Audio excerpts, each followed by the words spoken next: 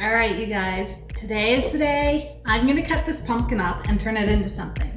So what I have decided to make is a pumpkin soup, and I'm gonna put some maple bacon on top for the garnish. Not really sure what I'm gonna be doing here. I don't have a recipe to follow, so I'm just gonna wing it today. We'll see how this actually goes. So what I am gonna do though, that I know I want to start with, is by cutting this up, taking all the seeds out, and then I'm gonna roast it in the oven for a little bit, probably about an hour, same as you would with spaghetti squash. So that's what I'm gonna start with, and we'll see how it goes from there. So I've rolled up my sleeves, I'm ready to dig in and get this pumpkin all carved out.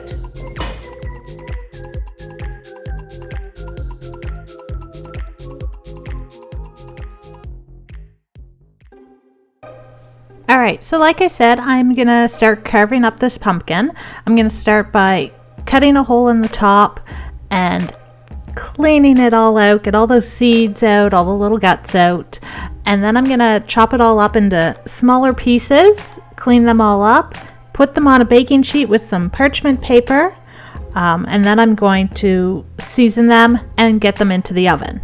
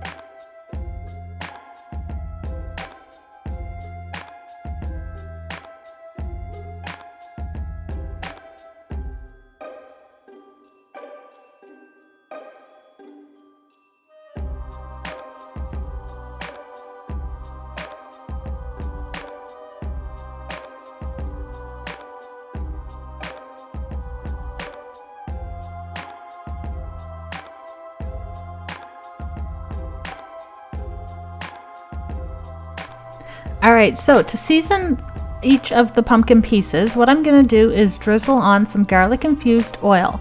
If you don't have garlic infused oil, just use regular oil. And then when you add all your spices to it, like I'm doing now, I'm adding the salt and pepper. You can also add some garlic powder to it. Then I'm also gonna add some maple sugar to it. If you don't have maple sugar, just drizzle on some maple syrup instead. Both are going to work just as good. Then put them in your oven at 350 on a roasting option if you have it. If not, 350 is fine. And you're going to roast them for about an hour or until they're soft enough that you can poke them with a fork. While the pumpkin is roasting in the oven, I'm going to prep everything else for the soup. So the first thing I'm going to do is chop up 5 stalks of celery and put that into a large pot. Next, I'm going to chop up a small shallot, and I'm also going to chop up a couple chunks of white onion and put those all in the pot. Alright, so the last few things I'm adding to our pot of vegetables are 3 large cloves of minced garlic. I'm also going to add about 2 or 3 tablespoons of butter. So, now that that's done, while our pumpkin is roasting, I'm also going to get a little pan of bacon ready. Now I'm only doing a few strips of bacon because this is only being used as garnish, so I don't need a whole pan. So this is all ready and prepped. Now we wait until our pumpkin is done. Alright guys, so the pumpkin has been roasting for about an hour now. So we're going to take it out of the oven and we're going to test it. We're going to see if it's cooked enough. So the way to do this is by taking a fork and poking it into the pieces of pumpkin, which as you can see I'm doing right now, and it is really soft. So we are going to set this aside and let them cool. Alright, while they're cooling, let's get everything else on the stove. So pot of veggies is on there, the little pan of bacon, which by the way, I am adding some maple sugar on top of the bacon. You could also add some maple syrup. That's what's going to help kind of caramelize it and turn it into candied bacon. So Next, I'm going to check each of these pieces of pumpkin. And yes, they are still very, very hot to the touch. They're not cool enough yet. And what I'm going to do is start peeling the skin off the back of each piece. It is really hot. I did not let these cool enough, but that's okay. While they're hot, it'll be easier to take the skin off as it just peels right off of it. So after I peel all the skin off, then what I'm going to do is chop them up into smaller pieces. Alright, so my hands needed a little break from the very, very hot pumpkin. So back to the stove. I am using some of the bacon grease that has the maple sugar in it, and I'm adding it into my pot of vegetables just to add a little bit more flavor into the soup.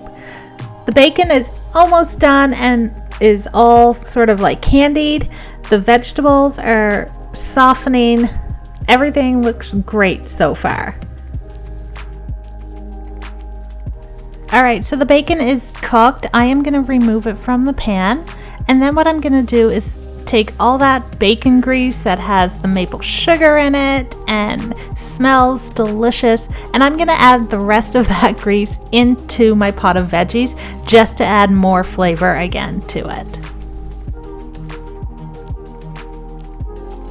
Alright, so next I'm adding 4 cups of vegetable stock. You could also add chicken stock. It will change the taste a little bit, but I'm using vegetable stock this time. And then I'm going to add all that chopped up pumpkin into it and bring it all to a boil until everything feels soft, which it's already kind of pre-cooked, so it is soft, but bring it all to a boil.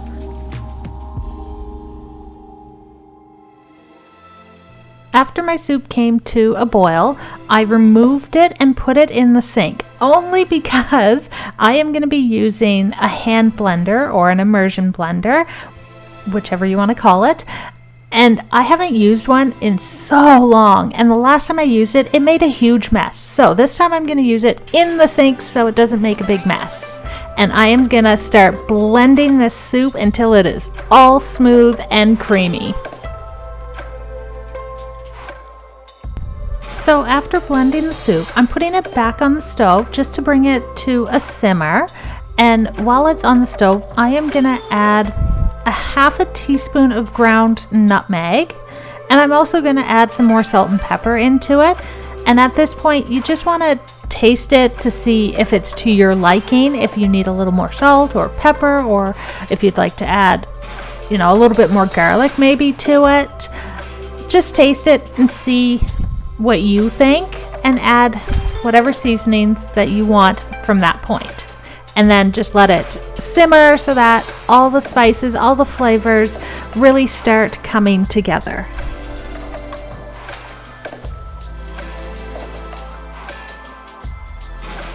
So the last step is making the cream that goes on top of the soup.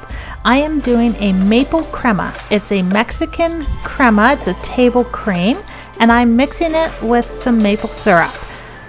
This is what I'm going to use to drizzle on top of the soup.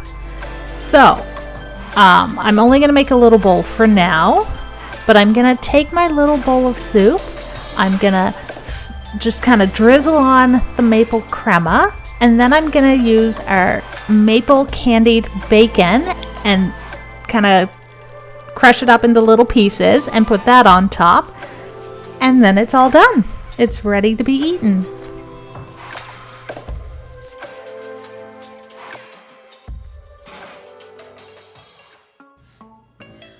Well, you guys, I know this was a tedious recipe, and it was kind of a trial and error type of recipe, but I think I nailed it. At least I feel like I did. I'm glad I added the extra nutmeg at the end. It just gave it a little extra depth to it. So I have just a tiny little bowl here because I'm gonna actually eat a big bowl of it later on for supper. But I wanted to show you guys it and tell you how amazing it tastes.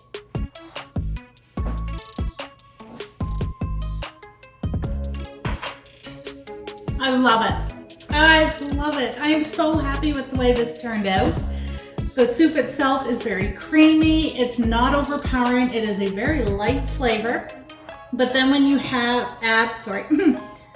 but when you add the cream, now this is just a table cream. It's Mexican crema with a little bit of maple syrup and then your maple candied bacon. It finishes it. It is fantastic. I love this and I will definitely be making it again. So give it a try. I really hope you'll enjoy this one because I had no recipe to go by. I couldn't find one that I was happy with. So like I said at the beginning, we're just winging it today. And I'm glad I did. It turned out really well. So remember to hit that like button, subscribe, and the notification bell. Thank you so much for helping me grow my channel. I appreciate all of you. And I'll see you for whatever pumpkin recipe I make next.